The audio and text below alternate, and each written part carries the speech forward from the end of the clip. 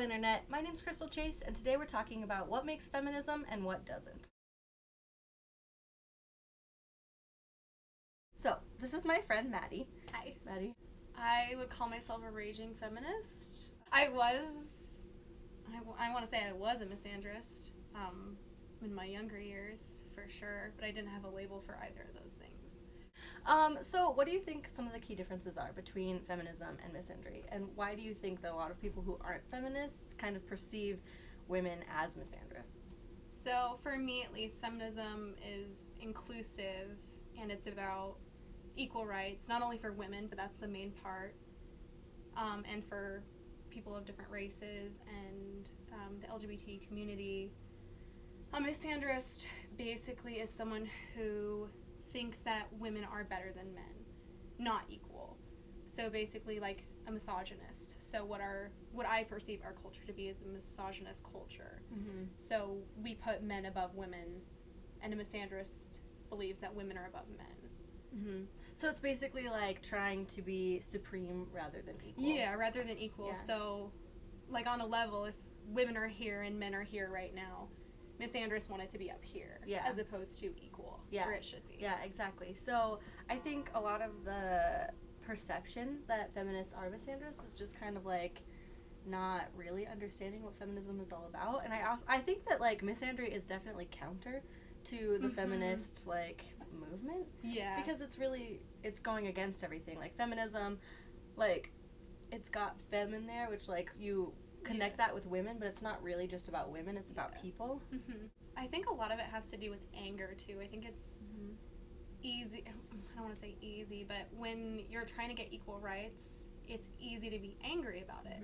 Because you like need why, a scapegoat. Yeah, why is there, like at least I get angry, and I think a lot of people take that as I'm a raging feminist, as an angry feminist, and then they combine that with misandrist because that's perceived as angry, and I can see that. Yeah. Just like I'm a white cisgendered middle class woman, and I get angry about equal rights, like the stereotype of angry black woman, because she's so angry that one, she's lesser because of her gender, and she's perceived as lesser because of her color of her skin, and I would be angry too. That's ridiculous. Yeah, and definitely. I think people, what is it called, gaslight, and they say that you're just being angry for no reason, there's really no issue, you're just angry, and that's your fault, that's not my fault that you think you're less. Yeah.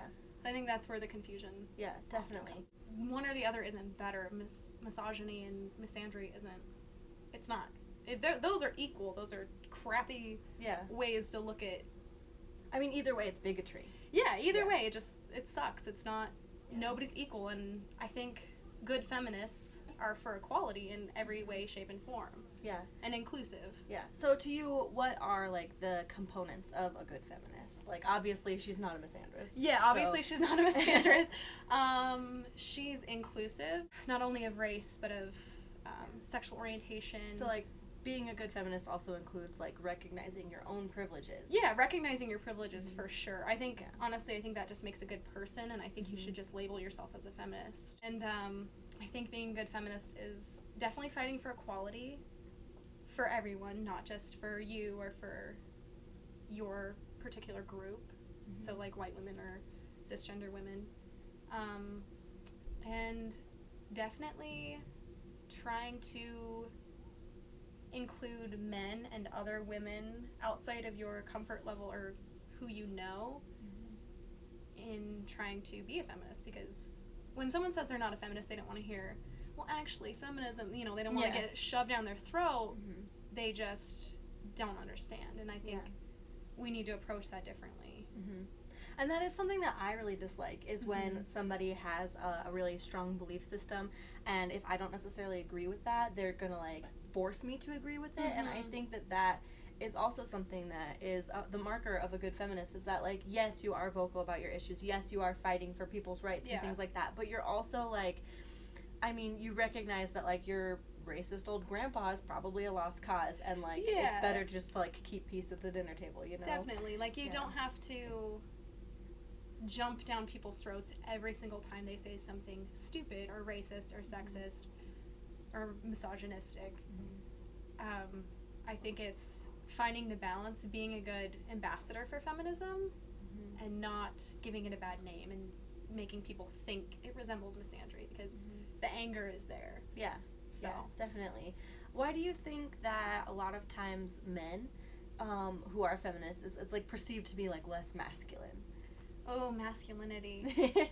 I think that stems from a misogynistic culture where there are roles for men and women, and if you don't fit that exact role, despite the idea that we should all be individual, if you don't fit a role when you're a man and you're not masculine, or even if you are masculine and you're a feminist, feminism, thinking women are equal, makes you less masculine for whatever reason, because it brings women equal, and that's not the idea for a misogynistic culture. Gotcha. Yeah. It's threatening to that idea, to your home, to what you believe, your belief system. Yeah, to go against like your tradition of misogyny. Yeah, so it's not even like you're like, well, they like it there, or you know, I like it how it is. I feel like if you're equal to me, something's gonna change for me, and that's not really how it is at all. I mean, we're hopefully gonna have equal opportunities, not misandry or misogyny. So. Yeah, definitely. Challenging the current roles and the current standing doesn't necessarily mean that like we're fighting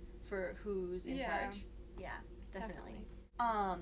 I think that a lot of the hang-ups surrounding feminism surround that one, like the root F-E-M, feminism, you know, and like that makes people think that it's surrounded by women, it should be for women, by women, and that's why they don't think that men can be included in that. And I think that that's also where misandry comes from, is because you think that like the word feminism itself doesn't necessarily include everyone, it includes women, and so that also is kind of hard to navigate as far as people's perceptions on what feminism is and who it's for. Yeah, I think I definitely agree with that. I think it really stems from people acknowledging their privilege. I don't think men acknowledge their privilege, cisgendered men. I don't think that white people acknowledge their privilege.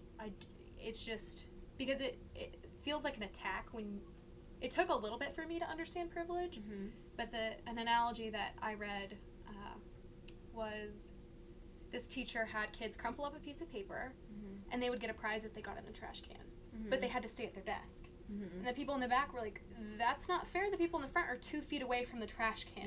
People are in the front and were like, it doesn't matter. It's it works for me. I mean, I got it in. Why can't you get it in? So I think that's, I mean, and you can't see the people behind you either.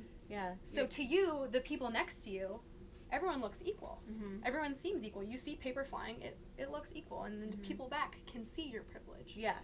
So I think privilege has a lot to do with it too. I know recently my RA is like through this event, it was like, I think it was like about love, it was around Valentine's Day or something like that, but they had this activity where like you get a shoelace and they had a bunch of beads, and there were like 8 pieces of paper, like a lot, and each piece of paper had like 10 different privileges, and they were like divided into categories. So it was like, if you can go out into public with your significant other without fear of being ridiculed, add a bead. And if you if you see people of your race represented equally in the media, add a bead. And so like then you like have this giant necklace, and like each of those things is an individual privilege that you have. And like I personally was like, damn, like I got a lot of beads. And that like that's exciting, and I think that you're right that it is kind of, sometimes people see it as like an attack on them, because everyone to a certain extent wants to believe that they deserve better, but like just because you deserve better doesn't necessarily negate the things that you already have. And I think there's a lot of like, when people talk about white privilege, they're like, well, what about the white poor people? And I'm like, they can still talk to a police officer and not have issue, you know? So there's like class privilege, there's white privilege, there's cisgender privilege, there's male privilege. There's so many privileges that don't mean that you're, and I feel like people have a lot of, there's white guilt thrown around, like you're making me feel bad for where I was born. I'm going to take the opportunities that I've been given. And if we all just started out equally, that wouldn't be an issue. Exactly. If we were all looked at equally. And like, I mean, and all of those different privileges and all of those different disadvantages, I mean, feminism, despite the name feminism, that's surrounded by women, is seeking to bring all of those to a level playing field. And I think that that is definitely often misconstrued. It's often like, people just like see angry feminists and they they don't understand. Burning their bras. Yeah, exactly. That's all. And that's totally not not what shaving it's about. And Yeah. I think people get so stuck where they are and how everything is okay, whether it's in their family or their society or with their friends. Mm-hmm. There's certain things that you just don't do. Mm-hmm. And you're never told that you can't do those things, but you know. Yeah. Like, you know, like, as a woman when I grew up, I wanted to shave my legs. Mm-hmm. Why on earth would I want to shave my legs? No one told me. You just did. Yeah, I mean, no one told me you should probably shave. I mean, eventually they did. Mm-hmm. But it isn't stated until it becomes obvious that you're ignoring what society thinks should occur. Definitely.